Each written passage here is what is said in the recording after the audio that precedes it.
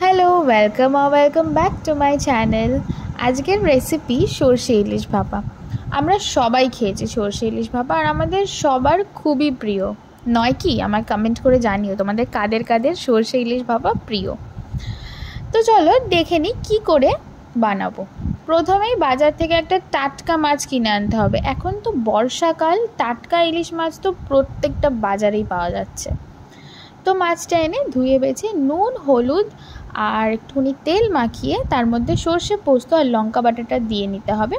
দিয়ে সুন্দর করে মেখে টিফিন বক্সের মধ্যে দিয়ে দেবো আমরা। ব্যাস, আর কিছুই না। এত সিম্পল একটা রান্না, আর যখন খাবে তখন এত সুস্বাদু হয়ে যাবে, কি বলবো। ইলিশ মাছের এটাই গুণ যে খুবই অল্প কিছু ইনগ্রিডিয়েন্টস দিয়েও তৈরি হয়ে যায়, আর তৈরি হয়ও সবার থেকে বেশি টেস্টি, তাই না? 30 মিনিট ভাপ দিয়ে নেবে আর 10 মিনিট একটু রেস্ট দিয়ে নেবে, কারণ খুব গরম না থাকবে, ওটা খোলা যাবে না।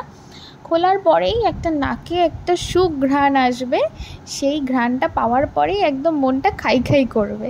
ব্যাস, আর কিছুই না। তারপরে একটুখানি গরম গরম ভাত নিয়ে নেবে থালায়, আর সঙ্গে তোমাদের সুস্বাদু ইলিশ মাছ ভাপা দিয়ে ভাতটা চটপট মেখে খেয়ে নেবে। দেখবে এর থেকে সুস্বাদু পৃথিবীতে মনে হয় আর কোনো খাবারই নেই, তাই না? তো চলো আমি আমার লাঞ্চটা কমপ্লিট করি। আর আমার রেসিপিগুলো যদি তোমাদের পছন্দ হয় তাহলে আমাকে please like, share and subscribe করে দিও। তাহলে আমিও ইন ফিউচার তোমাদের আরও ভালো ভালো রেসিপি দেখাতে পারবো। টাটা।